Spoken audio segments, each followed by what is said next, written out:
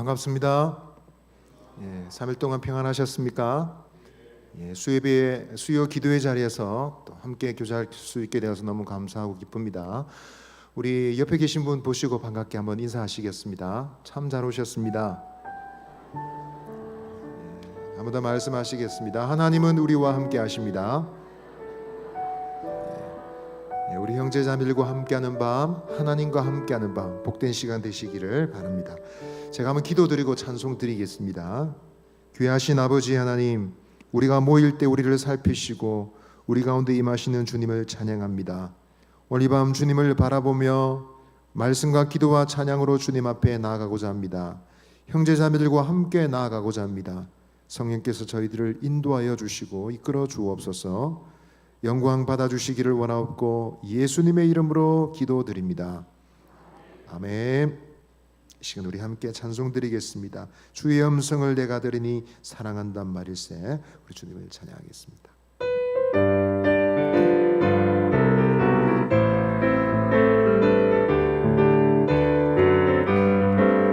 주의 음성을 내가 들으니 사랑한단 말일세. 믿는 마음으로 주께 가오니 나를 영접하소서. 내가 매일 십자가 앞에 더 가까이 가오니 그새 주의 흘린 봄의 비로소 나를 정케 하소서. 주여 넓으신 은혜 베푸사 나를 받아주시고 나의 품은 뜻 주의 뜻같이 되게 하여 주소서. 내가 매일 십자가 앞에 더 가까이 가오니 그새 주의 흘린 봄의 비로소 나를 정케 하소서. 주의 보좌로 나아갈 때에 어찌하니 기쁜가. 주의 얼굴을 항상 배우니 더욱 친근합니다. 내가 매일 십자가 앞에 더 가까이 가오니 그새 주의 흘린 봄의 비로소 나를 정케 하소서. 우리 그 주의 넓은 사랑이 증량할 자 없으며 주가 주시는 참된 기쁨도 헤아릴 수 없도다. 내가 매일 십자가 앞에 더 가까이 가오니 그새 주의 흘린 봄의 비로소 나를 1절 한 번 더 찬양하겠습니다. 주의 음성을 내가 들으니 사랑한단 말일세. 믿는 마음으로 주께 가오니 나를 영접하소서. 내가 매일 십자가 앞에 더 가까이 가오니 그새 주의 흘린 봄의 비로소 나를 내가 매일 십자가 앞에 내가 매일 십자가 앞에 더 가까이 가오니 그새 주의 흘린 봄의 비로소 나를 정케 하소서. 내가 매일 십자가 앞에 더 가까이 가오니 그새 주의 흘린 봄의 비로소 나를 정케 하소서. 말씀 의지하여 깊은 곳에 금을 던져 오늘 그가 놀라운 일을 이루시는 것 보라. 주의 말씀 의지하여 믿음으로 금을 던져 믿는 자에게는 지. 우리 목소리 높여 찬양하겠습니다. 전능하신 나의 주님은 능치 못하실 일 전혀 없네. 우리의 모든 간구도 우리의 모든 생각도 우리의 모든 꿈과 모든 소망도 신실하신 나의 주 하나님은 우리의 모든 괴로움 바꿀 수 있네. 불가능한 일 행하시고 죽은 자를 일으키시니 그를 이길 자 아무도 없네. 주의 말씀 의지하여 깊은 곳에 금을 던져 오늘 그가 놀라운 일을 이루시는 것 보라. 주의 말씀 의지하여 믿음으로 금을 던져 믿는 자에게는 지. 한 번 더 고백하겠습니다. 전능하신 나의 주 하나님은 능치 못하실 일 전혀 없네. 우리의 모든 간구도 우리의 모든 생각도 우리의 모든 꿈과 모든 소망도 신실하신 나의 주 하나님은 우리의 모든 괴로움 바꿀 수 있네. 불가능한 일 행하시고 죽은 자를 일으키시니 그를 이길 자 아무도 없네. 주의 말씀 의지하여 깊은 곳에 금을 던져 오늘 그가 놀라운 일을 이루시는 것 보라. 주의 말씀 의지하여 믿음으로 금을 던져 믿는 자에게는 지. 주의 말씀 의지하여 주의 말씀 의지하여 깊은 곳에 금을 던져 오늘 그가 놀라운 일을 이루시는 것 보라. 주의 말씀 의지하여 믿음으로 금을 던져 믿는 자에게는 지. 믿는 자에게는 지 못함. 믿는 자에게는 지 못함 없네. 시간 우리 한번 기도하시겠습니다. 전능하신 하나님, 능치 못하실 일 전혀 없으신 하나님 앞에 나아갑니다. 우리의 모든 간구도 우리의 생각도 다 받으시고 주님의 뜻을 이루실 주님을 기대합니다. 오늘 저녁 말씀과 기도 찬양 가운데 우리의 심령 가운데 임하여 주옵소서. 기도의 문 열어주시고 하늘의 능력의 문 열어주시고 주님을 만나 뵙고 돌아가는 기도회 되게 하여 주옵소서. 우리 주여 한번 외치시고 기도하며 나아가시겠습니다. 주여, 하나님 아버지여, 이 시간에 기도드립니다. 사랑하는 주님, 저희들에게 은혜를 베푸시고 전능하신 아버지 하나님 믿는 믿음을 주옵소서. 능치 못함 없으신 주님을 믿는 믿음을 주옵소서.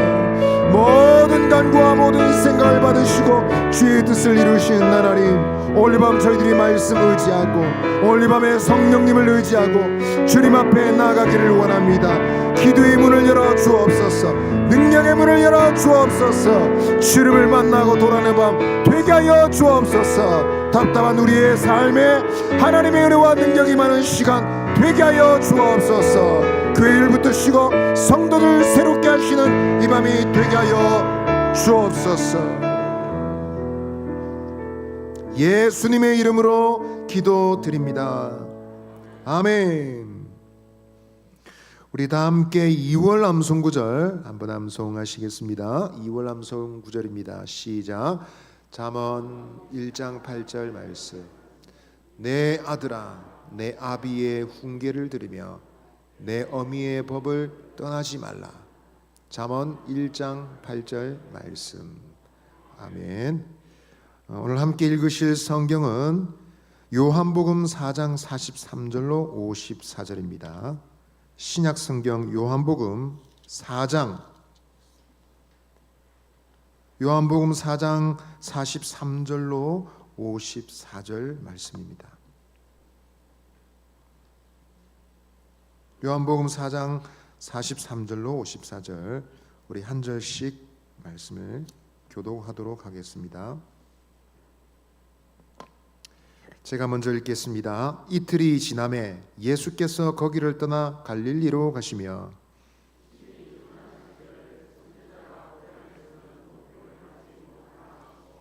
갈릴리에 이르심에 갈릴리인들이 그를 영접하니 이는 자기들도 명절에 갔다가 예수께서 명절 중 예루살렘에서 하신 모든 일을 보았음이더라.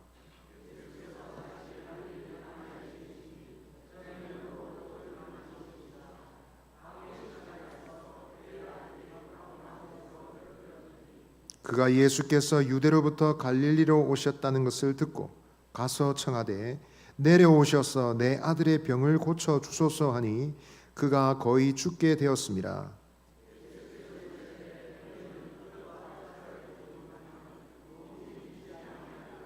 신하가 이르되 주여 내 아이가 죽기 전에 내려오소서.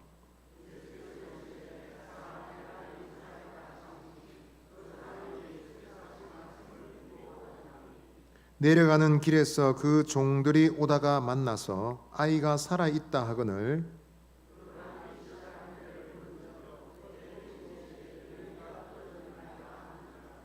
그의 아버지가 예수께서 내 아들이 살아있다 말씀하신 그때인 줄 알고 자기와 그 온 집안이 다 믿으니라. 이것은 예수께서 유대에서 갈릴리로 오신 후에 행하신 두 번째 표적이니라. 아멘. 여러분은 진짜와 가짜를 잘 구분하십니까? 진짜와 가짜를 구분하는 능력 굉장히 중요하고 사실은 이런 능력은 지극히 평범한 사람들조차 기본적으로는 다 가지고 있습니다. 그리고 때로는 어떤 중요한 일들에 있어서 이와 같은 능력은 고도로 훈련되고 다듬어지기도 합니다. 미국의 은행에 쓰는 신입사원이 입사를 하게 되면 일주일 동안 숙제를 준다고 합니다. 그것은 다른 일은 아무것도 하지 않고 일주일 동안 달러 돈을 끊임없이 헤아리게 한다는 것입니다.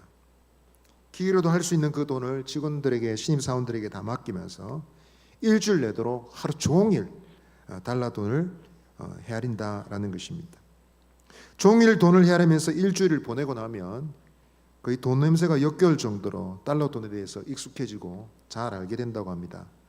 그래서 자연스럽게 진짜 지폐와 위조 지폐를 구분하는 능력을 가지게 된다고 합니다. 그래서 수백 장, 수천 장의 달러 중에서 단 한두 장이라도 위조 지폐가 있으면 귀신같이 찾아내는 능력을 가지게 된다고 합니다. 여러분, 이런 관찰력은 사실은 모든 사람들에게 필요하고 어느 정도 중요한 능력입니다. 우리 일상 중에도 이런 것은 범사에 유익하고 필요한 능력입니다. 그러나 단지 우리 일상에만 필요할 뿐만 아니라 사실은 이와 같은 관찰력이, 예민함이 우리의 신앙생활 중에도 필요하다라는 것입니다. 다른 것이 아니라 우리 속에 있는 믿음, 우리 신앙생활을 떠받치는 가장 중요한 핵심은 믿음이지 않습니까? 이 믿음을 잘 살피는 일에 이와 같은 능력이 필요한데 그러나 대부분의 사람들은 잘 사용하지 않는다는 것입니다. 간혹 다른 사람들의 믿음에 대해서 잣대를 재어보고 의심의 눈빛으로 쳐다보면서도 정작 자기 자신에 대해서는 잘 살펴보지 않는 시대이다라는 것입니다. 한국교회 명목상의 성도들이 많다. 그들 중에 진정한 성도들이 과연 얼마나 되겠느냐, 이런 질문들이 최근에 증대되고 있습니다. 코로나 3년을 거치면서 거품이 빠져나가는 것처럼 수많은 교인들이 교회당에서 빠져나가고 있습니다. 코로나가 끝이 났음에도 불구하고 돌아오지 않는 사람들이 많습니다. 왜 돌아오지 않는지, 왜 신앙생활을 회복할 수 없는지, 왜 예배생활을 회복할 수 없는지, 이모저모 여러 가지로 이유를 따지고 원인을 분석하는 지난 월요일 화요일도 우리 교육자들이 세미나를 다녀왔습니다. 그리고 이 한국교회의 아주 답답한 현실을 적나라하게 우리가 살펴볼 수 있었습니다. 과연 그 수많은 통계를 보면서, 현실을 보면서 도대체 진짜 믿음 있는 사람 몇 명이나 될까? 과연 진정한 성도라는 것은 누구를 말하는 것일까? 믿음이 진짜라는 것은 어떤 것을 두고 말하는 것일까? 고민하게 되었습니다. 분명한 것은 이 시대에 참 믿음을 가지고 있는 사람들이 결코 많지 않다라는 것입니다. 여러분, 우리는 성경을 읽으면서 예수님 시대는 지금과 많이 달랐을 것이라는 생각을 가지고 있습니다. 마치 성경의 시대는 전설 속에 혹은 신화의 세계인 것처럼 느껴집니다. 그래서 우리와는 다른 상황, 다른 형편 가운데 다른 심성을 가지고 사람들이 살았을 것이다 생각합니다. 그러나 우리가 복음서를 대하다 보면 지금이나 그때나 제대로 된 믿음을 가지고 있는 사람을 만나기란 결코 쉽지 않았다는 것을 알 수 있습니다. 오히려 그때가 더 심각했던 때이죠. 예수님과 같은 하나님의 아들이 직접 오셔서 그분이 직접 말씀하시고 그 손에서 하나님의 아들 되심의 증거를 직접 보여줌에도 불구하고 수많은 사람들이 믿지 않았습니다. 심지어 예수님의 설교를 듣고 예수님의 기적을 소문을 들으면서도, 그걸 경험하면서도 믿지 않는 사람들이 있었다는 사실은 우리가 곰곰이 생각하면 놀라지 않을 수 없습니다. 그때나 지금이나 사람에게 있어서 정말 중요한 것은 참과 거짓을 분별하는 능력이죠. 이것이 참이냐 거짓이냐를 잘 판단하는 능력, 그런 애착이 더욱더 필요한 시대입니다. 무엇보다도 우리의 믿음에 대해서, 우리의 신앙생활에 대해서 그런 능력이 필요한 시대입니다. 요한복음은 예수님을 소개하되 예수님을 하나님의 아들로 소개하는 책입니다. 예수님은 하나님의 아들이시며 그분이 하나님이시다라는 것을 시종일관 얘기하고 있는데, 특별히 요한복음 7가지의 표적을 소개하면서 말하고 있습니다. 가나 혼인잔치의 표적, 왕의 신하들의 고치신 표적, 베데스다 연못가 38년 병자 고친 표적, 오병이어의 표적, 풍랑을 잠잠케 하시고 물 위를 걸으신 표적, 날 때부터 소경된 자를 고치신 표적, 죽은 나사로를 살리신 표적, 7가지 표적입니다. 여러분, 이 표적을 소개하면서 요한은 무엇보다도 그 하나님의 아들 되신 예수님에 대한 믿음을 시종일관 강조하고 있습니다. 제자들이 예수님을 믿었더라, 사람들이 예수님을 믿었더라, 드디어 믿게 되었더라 라고 말하면서 예수님께 대한 믿음이 너무너무 중요하다는 것을 강조하고 있는 책입니다. 그러나 명목상의 믿음, 그냥 교회당에만 들어오고 명목상으로 내 종교 기독교입니다 라고 체크하는 그 정도의 믿음이 아니라 참된 믿음을 강조하고 있는 책입니다.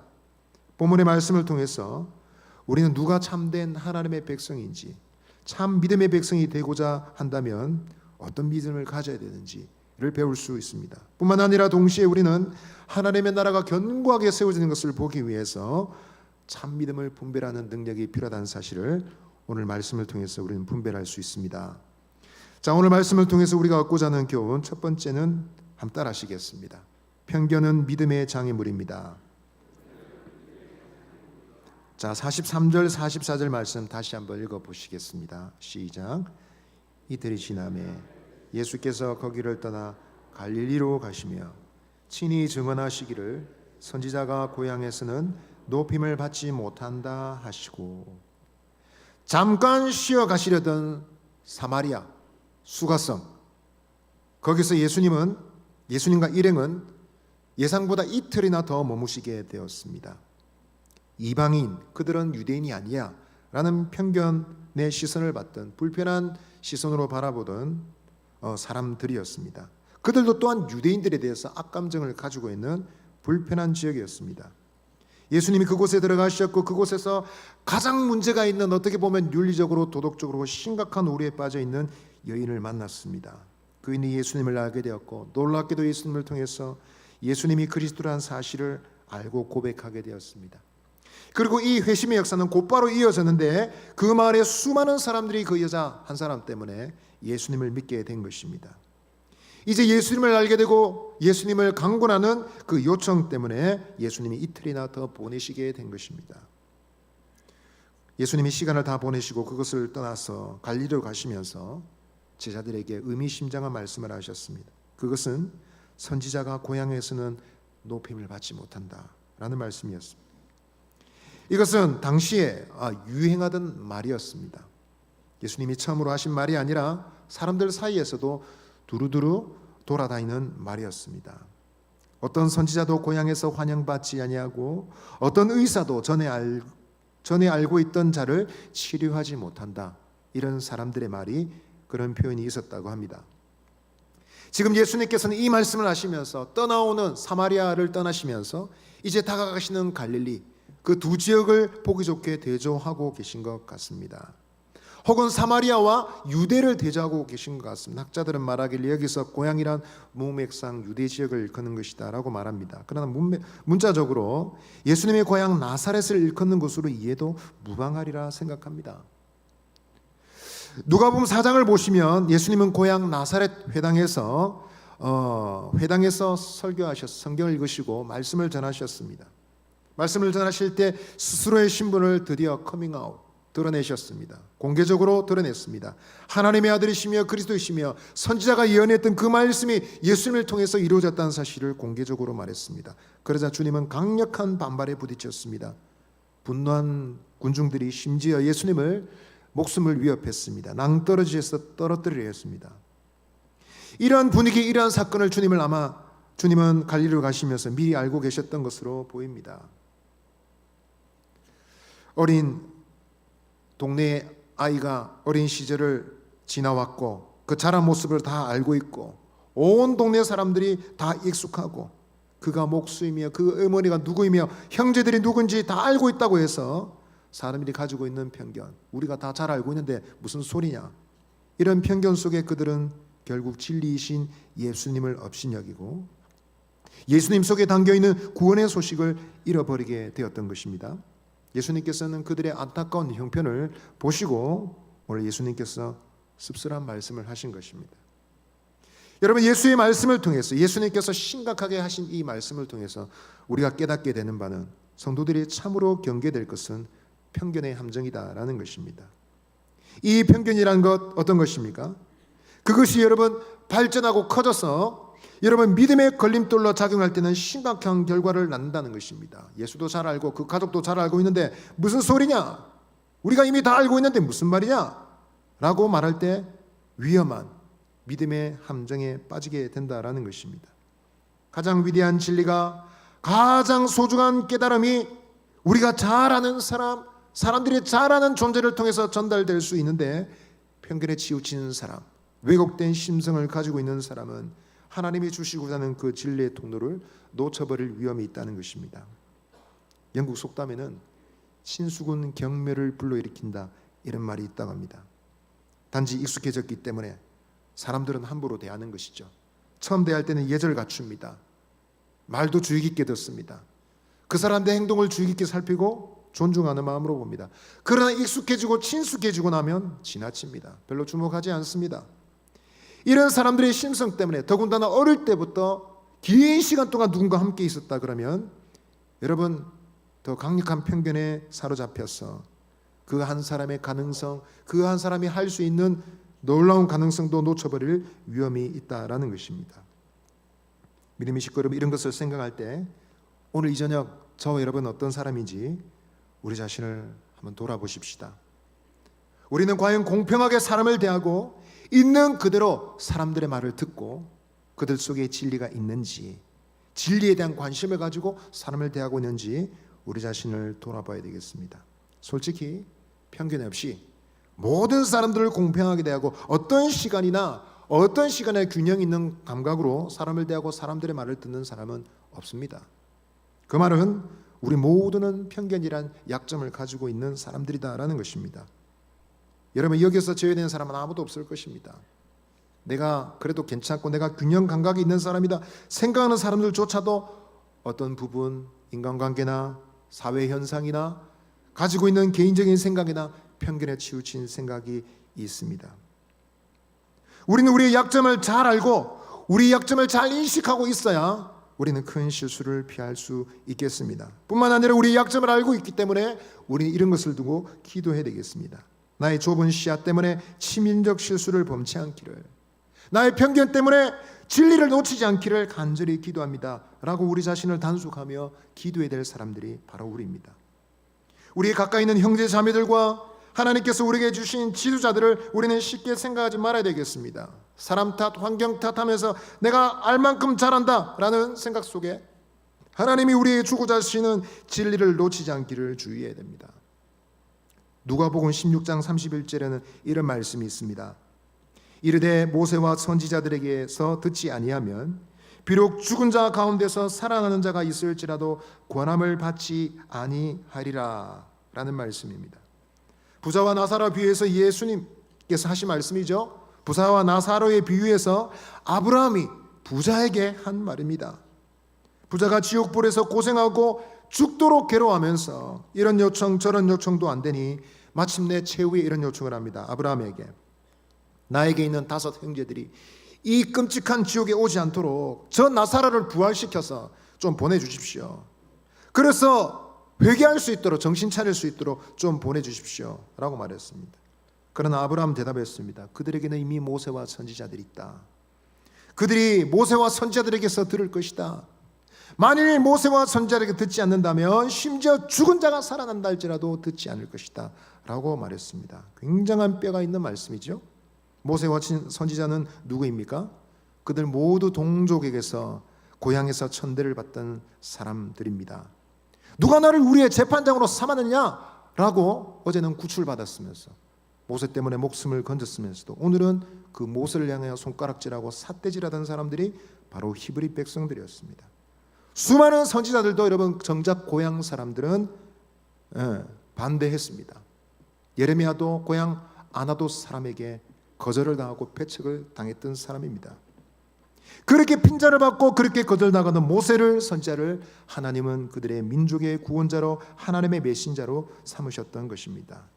익숙해서 너무 잘 알고 그 시작부터 알고 있는데 네가 무슨 지도자냐 라고 말하는 그 사람들을 주님께서는 세우셔서 사용하셨다라는 것입니다. 믿음의 식구 여러분, 우리는 오늘 우리에게서 우리 가까이에서 가르치는 이들과 때로는 가르치지는 않다 할지라도 우리 형제 자매 모습으로 우리가 함께 있어서 때로는 이러저러한 권면으로 우리를 바른 길 가도록 권면하는 사람들, 그들의 말을 소중히 여길 줄 알아야 되겠습니다. 그리고 그들 말 속에, 그들의 권면 속에 혹시 하나님의 뜻이 있지 않는지, 하나님의 진리가 숨어 있지 않는지 잘 분별해야 되겠습니다. 우리의 왜곡된 편견과 좁은 생각 때문에 형제 자매를 통해서 하나님이 내게 주시고자 하는 진리의 말씀을 놓치지 않도록 애써야 되겠습니다. 편견이 우리의 믿음의 함정과 장애물이 되지 않도록 오늘 저녁 기도할 수 있는 저와 여러분 되시기를 바랍니다. 두 번째로 말씀을 통해서 우리가 얻을 수 있는 교훈은 이것입니다. 한번 따라하시겠습니다. 기적은 믿음의 방편에 불과합니다. 여러분 45절부터 47절까지 말씀 다시 한번 읽어보겠습니다. 시작. 갈릴리에 이르시매 그를 영접하니 이는 자기들도 명절에 갔다가 예수께서 명절 중 예루살렘에서 하신 모든 일을 보았습니다. 예수께서 다시 갈릴리 가나에 이르시니 전에 물로 포도주를 만드신 곳이라.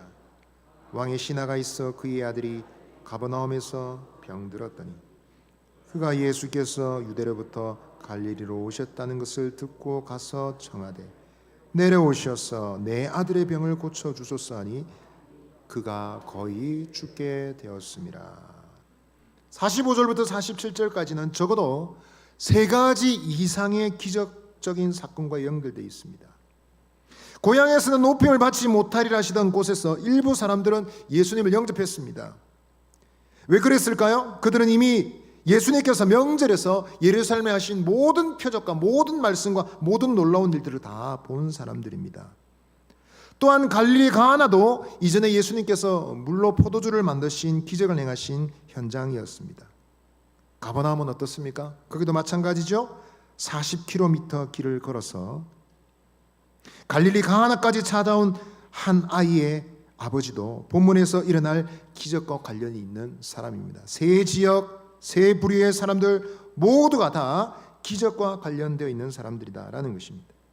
즉 여기에 등장하는 사람들, 예수님을 영접하고 받아들이는 사람들이 그런 호의적 태도를 가질 수 있었던 중요한 이유가 모두 기적과 관련되어 있다라는 것입니다. 그것이 공통점이라는 것입니다. 이 때문에 예수님을 환영하고 예수님을 받아들이고 예수님을 영접하는 사람들을 그 대우를 받으시면서도 예수님은 마음이 불편하셨던 것 같습니다. 주님은 그들의 속에 있는 환영과 예절과 존중성에 담겨있는 한계를 보셨습니다. 그들이 소위 믿는다고 말하면서 가지고 있는 그 믿음의 한계점을 정확하게 찾아내셨습니다. 그래서 주님은 불평하셨는데 이 불평이 매우 적절해 보입니다. 48절 다시 한번 읽어보겠습니다. 48절 말씀입니다. 시작. 예수께서 이르시되 너희는 표적과 기사를 보지 못하면 도무지 믿지 아니하리라. 주님이 지적하신 문제점은 그들이 표적과 기적과 기사가 아니면 믿으려 들지 않는다는 것입니다. 도무지 믿으려 들지 않는다라고 책망하셨습니다. 여러분 이것은 사람의 심리를 잘 설명하신 것입니다. 여러분 지금도 그렇지 않습니까? 여러분 인간관계가 어떤 인간관계가 끈끈하게 유지되고 지속됩니까? 그것은 상대방의 절박한 필요를 채워주는 관계이죠. 서로 필요를 채워주면서 오랫도록 주거니 받거니 하는 관계는 오랫도록 끈끈하게 인간관계가 이어집니다. 그러나 주거니 받거니 하는 것이 잘 없는 관계는 잘 연결되지 않습니다. 그래서 우리는 한편으로는 이것이 인간관계의 지혜라는 사실에 있어서 배울 점도 있습니다. 그러나 여러분 우리는 분별력을 가져야 되는데 우리의 신앙에 있어서 우리의 신앙을 이라는 관점을 통해서 볼 때에 기적을 주신 하나님의 뜻과 그 의미를 잘 파악해야 된다라는 것입니다. 하나님이 우리에게 뭔가를 주실 때 우리의 믿음이 자라게 된다. 우리가 뭔가를 받았을 때, 우리가 뭔가 은혜를 입었을 때, 야 비로소 믿음이 자랄 수 있다. 과연 이것이 충분한 것이냐 생각해 보자는 것입니다. 주님은 나인성 과부의 아들을 살리셨습니다. 그러나 그 과부의 아들이 지금은 세상에 없습니다. 예수님은 죽은 나사로를 무덤에서 나오게 하셨습니다. 그러나 나사로가 아직 살아있지는 않습니다. 무슨 말입니까 여러분? 이것은 주님이 주신 기적적인 역사 속에는 반드시 담겨있는 중요한 의미가 있다는 것입니다. 그래서 단순한 기적이 아니라 여기에 하나님의 뜻이 담겨있고 예수님의 중요한 의도가 담겨있기 때문에 그것이 표적이라는 것입니다. 한번 따라 하십시다. 표적. 요한복음이 계속해서 말하고 있는 것이 표적입니다. 기적이 아닙니다. 표적은 중요한 의미가 담겨있죠. 소위 그 사인이라고 하지 않습니까?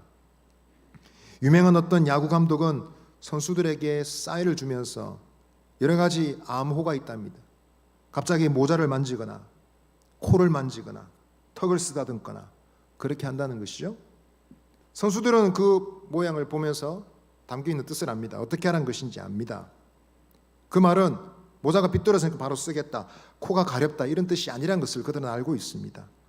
선수들은 그 의미를 잘 파악하고 작전을 잘 구사를 해야 이길 수 있습니다. 그처럼 여러분 성경이 우리에게 주고자 하는 이 기적의 표적의 사인 속에 담겨있는 중요한 뜻을 놓치면 우리는 헛다리를 짚는 것입니다. 기적이라는 것이 그 믿음의 유일한 목표가 된다면 현대를 살아가는 우리는 믿음이 얼마나 위기에 처하겠습니까? 때로는 우리가 믿음을 가질 하등 이유가 없어질지도 모르겠습니다. 여러분 기도에도 응답되지 않는 기도가 얼마나 많습니까? 아직도 응답되어야 될 해묵은 기도 제목이 얼마나 많이 있습니까? 때로는 어떤 성도들은 믿음을 지키고 정직하게 일할 것만 얼마나 손해를 보고 어려움을 겪습니까? 이런 것을 생각할 때 기적이 믿음의 유일한 근거다. 그러면 우리는 심각한 위기에 처하게 될 것입니다. 물론 우리는 때로는 기적을 구하며 기도해야 됩니다. 사도들처럼 기도할 수 있습니다. 주여 이제도 그들의 위협함을 굽어보시옵고 또 종들로 하여금 담대히 하나님의 말씀을 전하게 하여 주시오며 손을 내밀어 병을 낫게 하시옵고 표적과 기사가 거룩한 종 예수의 이름으로 이루어지게 하옵소서. 사도들도 기도했습니다. 기적을 구했습니다. 능력이 나타나기를 간구했습니다. 그러나 여러분, 그들이 기도한다는 것은 모든 것이 다 이루어진 것은 아니었겠죠. 그럼에도 불구하고 그들은 낙심하지 않았습니다. 함정에 빠지지 않았습니다. 우리가 이와 같은 여러분, 능력을 구하는, 기적을 구하는 기도에 함정이 빠지지 않으려면 하나님의 역사는, 하나님의 기적은 항상 표적이라는 교훈이 담겨 있다는 사실을 잊어버리지 말아야 됩니다. 대한민국 대표적 지성 이혜령 교수가 예수를 믿기로 했을 때, 이미 돌아가셨지만 수많은 독자들이 돌아섰다고 합니다. 본인의 표현들을 하면 자기를 아끼고 따르고 책을 늘 사고 읽어주던 독자 거의 한 50%는 떨어져 나갔다고 합니다. 이혜령 교수조차도 예수를 믿어? 그런 민간신앙을 가진다고? 그러면서 조롱하는 독자들이 절반이나 떨어져 나간 것이죠. 본인도 당황했다고 합니다. 그러나 그런 손해와 조롱을 무릅쓰고서라도 교수는 자신의 믿음을, 예수님을 향한 믿음을 선택했습니다. 그리고 자신의 믿음을 포기하지 않았습니다. 이 사람의 믿음을 가지게 된 것은 여러분 잘 아시는 대로 그 딸의 질병 때문이었죠. 변호사로 일하다가 하와이에서 둘째 아이가 또 자폐를 가지고 있었는데 그 자폐 치료를 위해서 돌보고 있던 중에 딸의 심각한 문제가 생겼습니다. 망막에 문제가 생겼습니다. 의사는 곧 실명이 될 것이라고 합니다. 고칠 수 없을 것이라고 아주 비관적인 전망을 내렸습니다. 아버지는 걱정이 되어서 하와이로 직접 찾아갔습니다. 딸의 형편을 확인하고는 난생 처음으로 하나님께 거기에서 기도하게 되었다고 합니다. 하나님, 진짜 계시다면, 내 딸에게서 빛을 거두어 가지만 않으신다면 나의 남은 생을 하나님께 바치겠습니다. 70이 다 된 노인이 그 바닥에 엎드려서 기도했다고 합니다. 놀랍게도 당시에 딸의 시력은 7개월 만에 다시 회복되었고 건강을 회복했습니다. 약속한 대로 아버지는 세례를 받았습니다. 대한민국 대표적 교회 목사님 아래서 세례를 받았습니다. 그러나 세월이 흘러 딸에게는 다시 병이 찾아왔습니다. 이제는 더 이상 고칠 수 없는 병이었습니다. 딸도 그 병을 받아들이고 수술도 포기하고 치료도 포기한 채 조용히 하나님이 주신 숙명이라 받아들이고 삶을 마감했습니다. 그렇게 딸이 세상을 지나고 난 다음 기자들은 조심스럽게 이혜령 교수에게 물었다고 합니다. 교수님, 딸 때문에 신앙을 가지지 않으셨습니까? 그런데 딸이 잘못되고 말았습니다. 어떻게 이해하십니까? 교수님이 이 상황을 어떻게 이해하십니까? 라고 물었습니다. 그랬더니 이혜령 교수는 이렇게 대답했답니다. 기적은 방편일 뿐이지 신앙의 목표가 아니지 않습니까? 사실 이 말은 딸이 낫게 되었을 때에 기적을 경험했을 때 했던 말과 같은 말입니다. 절대로 다른 사람에게 기적을 경험했다 이런 말을 하지 마라. 놀림감이 될 수 있으니까. 그러면서 하는 말이 기적은 방편일 뿐이지 신앙의 목표는 아니다. 초신자가 그 말을 했다는 것입니다. 믿음의 식구 여러분, 우리는 하나님의 능력과 기적을 담대히 구하면서도 그 속에 담겨있는 교훈을 잊어버리지 말아야 되겠습니다. 이 지상에서 때로 우리가 하나님의 기적을 경험하고 놀라운 능력의 손을 경험할 수 있습니다. 그러나 하나님이 우리에게 주신 모든 치유와 기적, 이 땅에서 우리가 경험하는 치유와 회복이라는 것은 언제나 불완전하고 여러분 일시적인 것에 불과합니다. 암에서 고침받을 수 있고 우리가 걷지 못하다가 일어나서 걸을 수도 있고 의사가 볼 때 불가능하다라고 말하던 치유가 일어날 수도 있지만 그러나 여러분 우리에게는 더 온전한 하나님의 선물이 있습니다. 영원한 생명과 하나님 나라에서 영원한 사그러들지 않는 그 생명이 우리에게 남겨져 있습니다. 하나님께서는 그와 같은 생명을 우리에게 가르쳐 주시고자 때론 하나님께서 우리의 기도를 들으시고 인간의 불가능을 뛰어넘어서 기적과 능력을 허락하신다라는 것입니다. 이와 같은 하나님의 섭리를 이해하게 되면 우리는 하나님의 은혜를 주셔도 물질주의에 빠지지 않을 수 있습니다. 하나님의 은혜를 주셔도 결과주의에 빠지지 않을 수 있습니다. 똑같은 은혜를 받고도 어떤 사람은 시험에 빠집니다. 그러나 믿음이 예민한 사람들은 하나님이 은혜 주실수록 더 믿음이 더 성숙해지고 성공할수록 더 겸손하고 건강한 믿음을 가지게 되는 것입니다. 예수님은 요한복음 20장 29절에서 말씀하셨습니다. 예수께서 이르시되 너는 나를 본고로 믿느냐? 보지 못하고 믿는 자들은 복되도다 하시니라. 예수님이 도마에게 하신 말씀입니다. 예수님 부활하셨다고 무슨 뚱딴지 같은 소리를 하느냐? 예수님의 손에 내 손가락 넣어보고 창자국에 내 손가락 넣어보기 전에 절대로 믿을 수가 없어. 너희 다 정신 나갔냐? 라고 말했던 제자 도마였습니다. 그런데 일주일 만에 도마에게 딱 나타나셔서 그래, 네 손으로 내 손가락에 넣어봐라. 네 손가락으로 내 옆구리에 넣어봐라. 그리고 말씀하십니다. 믿지 않은 자가 되지 말고 믿는 자가 되어라 말씀하셨습니다. 믿음의 식구 여러분, 오늘도 저와 여러분이 하나님께서 주시고자 하는 이 은혜 속에 담겨있는 교훈을 기억하시고 오직 믿음만을 가지고서 늘 걸어가며 의심 없이 신앙의 길을 걸어가는 복된 저와 여러분 되시기를 바랍니다. 아멘.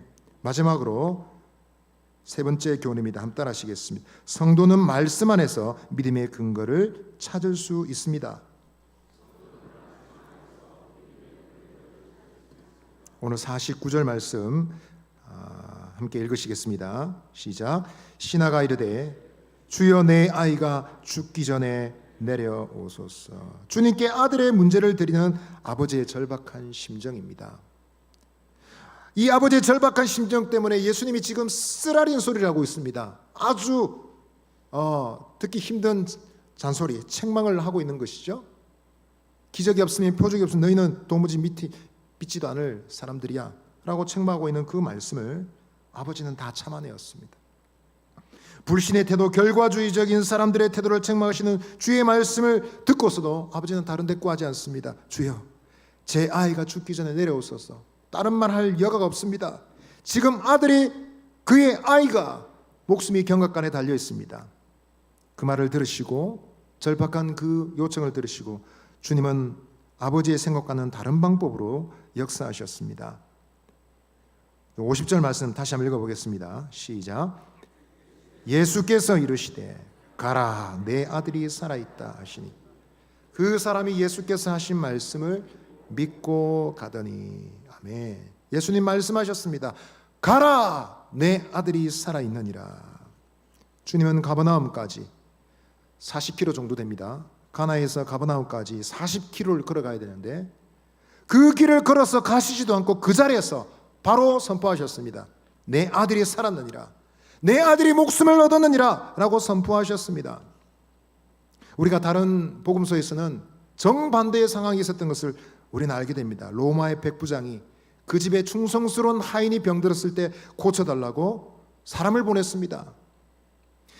예수님의 그 위대하심 앞에 감히 내가 나갈 수도 없다라는 겸손한 생각에 하인을 보냈습니다. 내 하인을 좀 고쳐주십시오 라고 말할 때 예수님이 그 믿음을 보시고 내가 직접 가서 고쳐주리라, 내가 너희 집에 가서 고쳐주리라 말씀하신 적이 있었습니다. 그러나 그와는 정반대로 지금 예수님은 움직이지 않으시고 가라, 내 아들이 살았느니라 말씀하셨습니다. 여러분, 이것은 어떤 결과를 만들었습니까? 51절부터 53절까지 보시면 내려가는 길에서 그 종들이 오다가 만나서 아이가 살아있다 하거늘 그 낫기 시작한 때를 물은즉 어제 7시에 열기가 떨어졌나이다 하는지라. 그의 아버지가 예수께서 내 아들이 살아있다 말씀하신 그 때인 줄 알고 자기와 그 온 집안이 다 믿으니라 했습니다. 아이의 아버지가 확인한 구체적 사실은 무엇입니까? 그 시간입니다. 시간이 매우 자세하고 상세하게 설명이 되었습니다. 7시라는 것은 우리의 시간으로 오후 1시입니다. 2000년도 지난 지금 2000년 전에 있었던 한 사건의 그 시간을 정확하게 우리가 알 수 있을 정도로 요한은 그 시간을 명료하게 기록하고 있습니다. 여러분, 이것은 하나의 강조이죠. 사건의 진실성은 그 구체성에서 드러나는 것입니다. 이 사건 후에 종이 왕의 신하에게 소식을 알리려 출발했으니 아이의 아버지가 예수님 계신 곳에서 출발하고 대략 5시간, 6시간 40km를 가려면 10시간이 넘게 걸리는 시간이니까 둘 다 중간 지점에서 만나지 않았겠습니까? 대여섯 시간쯤 되는 지점에서 드디어 종의 소식을 듣게 된 것입니다. 예수님의 그 말씀의 능력의 결과를 보게 된 것입니다. 그리고 예수님이 말씀하신 바로 그 시간에 기적이 나타난 사실을 현장에서 확인하게 된 것입니다. 여러분, 본문이 강조하고 있는 사실은 무엇입니까? 우리 주님께서는 말씀만으로도 기적을 일으키실 수 있는 분이시다. 우리 주님께서는 그 말씀에 능력이 있기 때문에 때로는 선포하신 그 말씀 하나 때문에 세상이 뒤집어지는 놀라운 역사가 일어날 수 있다는 것입니다. 주님은 말씀만으로도 얼마든지 치유하실 수 있고 회복하실 수 있고, 주님께 나가는 사람들은 이 주님의 말씀의 능력이 주님께 있다는 사실을 배워야 된다는 것입니다. 여러분, 이것이 바로 우리가 배워야 될 영적 교훈인 줄 믿습니다. 여러분 주의 말씀에 능력이 있는 줄 믿으십니까? 아멘. 사도들도 동일한 관점으로 말씀을 전했습니다. 베드로 사도는 베드로 후서에서 그리스도를 증언하면서 이렇게 말했습니다. 주님의 능력과 강림하심을 우리가 너에게 알게 하는 것이 만들어낸 얘기가 아니다. 소설이 아니다. 그러면서 하는 말이 우리는 그의 위엄을 친히 보았다. 지극히 큰 영광 중에서 쏟아내가기를 이는 내 사랑하는 아들이요 내 기뻐하는 자라 하셨다. 자신의 경험을 얘기하고 있습니다. 그런데 여러분 베드로의 강조점은 다른 데 있습니다. 그는 제자들과 베나산에서 이 놀라운 경험을 하였지만 가장 실존적인 경험을 했지만 강조점은 그 뒤에 있습니다. 베드로서 1장 19절에서는 이렇게 말하고 있습니다. 우리 같이 한번 읽어보겠습니다. 시작. 또 우리에게는 더 확실한 예언이 있어 어두운 데를 비추는 등불과 같으니 날이 새어 샛별이 너희 마음에 떠오르기까지 너희가 이것을 주의하는 것이 옳으니라. 위대한 경험을 했고 위대한 목소리를 우리가 들었고 위대한 하나님의 영광을 우리가 맛보았지만 그러나 내가 지금 강조하는 것은 이것보다 더 확실한 예언의 말씀이 있다라는 것입니다. 구약 선지자들이 예언했고 믿음의 사람들이 예언했고 하나님의 사람들이 예언했던 그 예언의 말씀, 사도들이 증언하고 있는 하나님의 말씀, 그것이 더 확실하고 분명한 증거가 된다라는 것입니다. 예언의 말씀, 하나님 말씀이야말로 믿음을 갖기를 바라는 성도들이 정말 주의해야 된다라는 것입니다. 믿음의 식구 여러분, 여러분의 믿음이 주님이 찾으시는 바로 그 믿음 되시기를 바랍니다. 어떤 믿음일까요? 보여주시면 믿을게요. 응답해 주시면 믿겠습니다.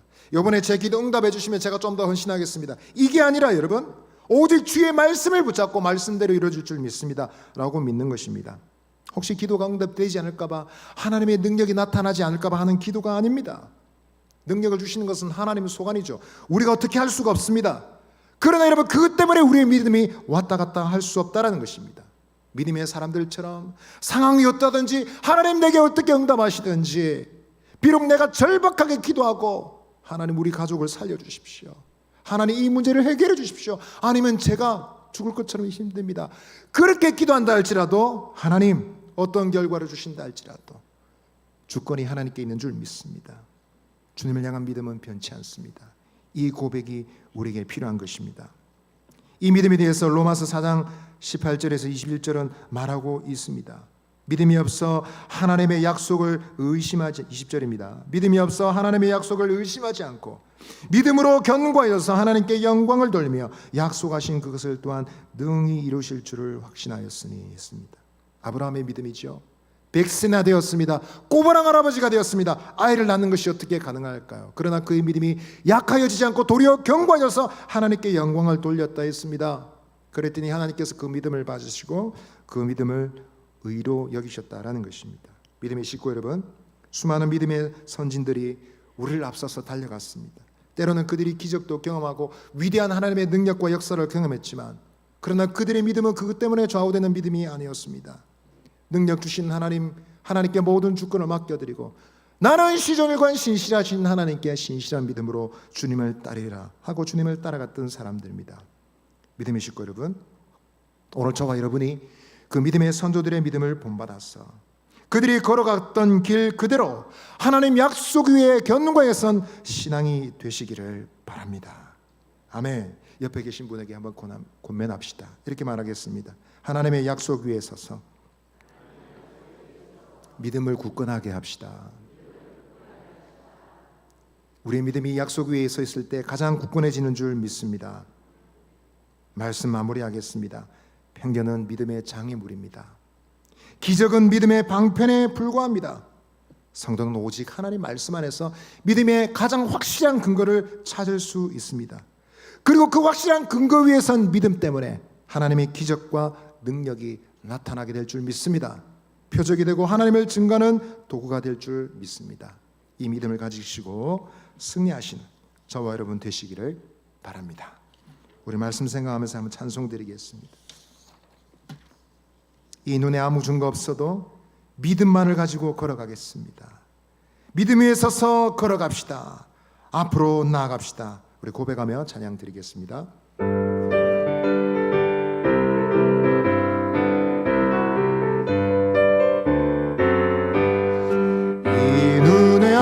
증거 아니 되어도 믿음만을 가지고서 늘 걸으며 이기에 아무 소리 아니 들려도 하나님의 약속 위에 서리라.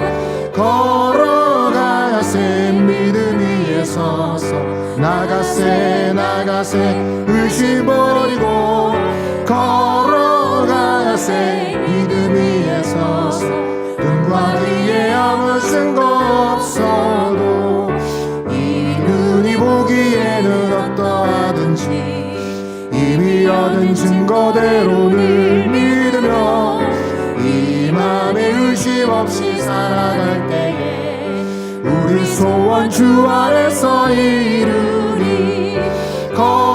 걸어가세 믿음 위에 서서 나가세 나가세 의심 버리고 걸어가세 믿음 위에 서서 눈과 귀에 아무 증거 없어도 주님의 거룩함을 두고 맹세한 주 하나님 아버지는 참 미쁘다. 그 귀한 모든 약속 믿는 자에게 능치 못할 무슨 일이 있을까. 걸어가세 믿음 위에 서서 나가세 나가세 의심 버리고 걸어가세 믿음 위에 서서 눈과 귀에 아무 걸어가세 걸어가세 믿음 위에 서서 나가세 나가세 의심 버리고 걸어가세 믿음 위에 서서 눈과 귀에 아무 증거 없어도. 이 시간 한번 기도하시겠습니다. 하나님, 우리의 개인의 신앙이 하나님의 약속 위에 견고하게 서서 예수 신앙을 붙들며 또한 이 예수 신앙을 끊임없이 전파하는 믿음의 사람들 되게 하여 주옵소서. 우리 각 성도들마다 이 믿음으로 충만한 믿음의 종들 되게 하옵소서. 또 기도하실 때 우리 교회가 이와 같은 믿음의 열매를 가진 교회가 되기를 원합니다. 눈에 보이지 않아도 잡히는 증거가 없어도 믿음으로 확신하며 우리 앞에 있는 문제를 직면하며 뛰어넘는 믿음의 종들 되게 하옵소서. 비전관 건축에 하나님께서 은혜 주시고 믿음의 역사 성령의 역사 나타나게 하여 주옵소서. 300명 영혼 구원 전도 사역위에 하나님이 임하여 주시고 믿음의 역사 성령의 역사 나타나게 하여 주옵소서. 오직 주의 말씀을 의지하여 앞으로 나아갈 때에 승리하는 우리 믿음 우리 교회의 믿음 되기를 원합니다. 주여 은혜를 베풀어 주시옵소서 라고 우리 주여 한번 외치고 기도하며 나아가겠습니다. 주여 하나님 아버지, 이 시간에 기도합니다. 우리의 연약한 믿음을 주님 불쌍히 여겨주시고 긍휼을 베풀어 주옵소서. 많은 순간 편견에 치우쳐 있습니다. 사람을 외모로 취하며 하나님 우리에게 진리를 주시는 다양한 방편을 놓칠 때가 있습니다. 주님 용서하여 주시고 우리 눈과 귀가 활짝 열려 있어서 어떤 시간이든지 어떤 사람이든지 하나님의 진리를 분별하며 주께서 주신 은혜를 받는 믿음의 종들이 되게 하여 주옵소서. 하나님 기적을 위하여 간구하며 문제 해결을 위하여 담대히 기도한다 할지라도 하나님 함정에 빠지지 않는 분별력 있는 주의 종들이 되어서 아버지 하나님 주권을 주께 드리며 믿음으로 담대히 기도할 수 있도록 역사하여 주옵소서. 오직 약속의 말씀 위에 견고하게 선 신앙이 되게 하여 주옵소서. 비전관을 건축하고자 합니다. 하나님 여기에 은혜를 베풀어 주시고 믿음의 역사 성령의 역사 나타나게 하여 주옵소서. 우리가 아버지 합심하여 기도하며 300명의 영혼을 그리스도께로 인도하기를 기도합니다. 아버지 하나님 각 교구마다 지구마다 구역마다 하나님 은혜를 베풀어 주시고 주님의 약속 붙잡고 기도할 때에 믿음의 역사 성령의 역사 나타나는 하나님 저희 교회가 되게 하여 주옵소서. 이 시간 우리 한 번 더 기도하실 때 우리 우간다 단기 선교 중에 있는 담임 목사님 김성식 장로님 가정 그리고 그 외에 타 교회 성도들이 있습니다. 그들을 위해서 기도해 주시기 바랍니다. 건강과 안전을 지켜주시고 모든 일정 위에 하나님 은혜를 부어 주옵소서. 기도해 주시기 바랍니다. 또 기도하실 때 우리 다음 세대를 위해서 기도해 주시기 바랍니다. 금주 금요일 토요일에는 초등이부 겨울 성경 학교가 있습니다. 주일에는 중등부 고등부 각각 계약 부흥회가 있습니다. 다음 주 목요일부터 토요일까지는 청년의 겨울 수련회가 있습니다. 아버지 하나님, 우리 다음 세대 자녀들에게 약속 위에 견고하게 선 믿음을 가질 수 있도록 주께서 역사해 주시고 말씀 들을 때 그들의 심령이 변화되고 심령이 부흥케 하여 주옵소서. 우리 또 기도하실 때에 하나님, 우리 믿음의 식구들 중에 투병적인 식구들이 있습니다. 하나님 도와주시옵소서. 은혜를 베풀어 주옵소서. 믿음의 역사, 성령의 역사 나타나게 하여 주시옵소서. 우리 개인적인 기도 제목도 함께 기도하겠습니다. 이 시간 우리 주여 한번 해주시고 자유롭게 기도하시고 돌아가겠습니다. 주여, 하나님 아버지여, 이 시간에 기도합니다. 하나님, 무관다 단기 선교 중에 계신 우리 아버지 팀위에 주께서 은혜를 베풀어 주시고 담임 목사님, 김성식 장로님 가정 함께한 많은 성도들 위해 주님께서 은혜를 베풀어 주셔서 동행하여 주시고 건강과 안전을 지켜주시고 모든 일정에 주님의 은혜를 베풀어 주셔서 복음의 역사, 하나님 생명의 역사를 경험할 수 있도록 은혜를 다하여 주옵소서. 하나님 아버지, 은혜와 함께 하시는 복된 일정 되게 하여 주옵소서. 다음 세대를 위해 기도합니다. 아버지, 성경 캠프와 계약 부흥회와 수련 위에 우리 주님께서 임하여 주시고 역사하시는 말씀의 권능이 나타나는 복된 시간 되게 하시고 저들이 하나님의 약속 위에 견고한 아버지 하나님의 신앙을 가지게 되어 하나님의 찾으시는 주님의 나라를 확장시키는 데 쓰임받는 주의 종들이 되게 하여 주옵소서. 많은 믿음의 식구들이 투병 중에 있습니다. 기도하오니 전능하신 아버지 하나님, 능력을 베풀어 주시옵고 모든 표적과 기사가 거룩한 종 예수의 이름으로 이루어지기를 간절히 소망하옵나니 주께서 은혜를 다하여 주시고 함께하여 주옵소서. 오늘 밤 우리가 기도하는 개인적인 기도 제목 주님께서 하늘에서 연락하여 주시고 구하는 것마다 응답하실 때에 하나님 영광 찬송이 되게 하여 주옵소서. 되게 하여 주시옵소서.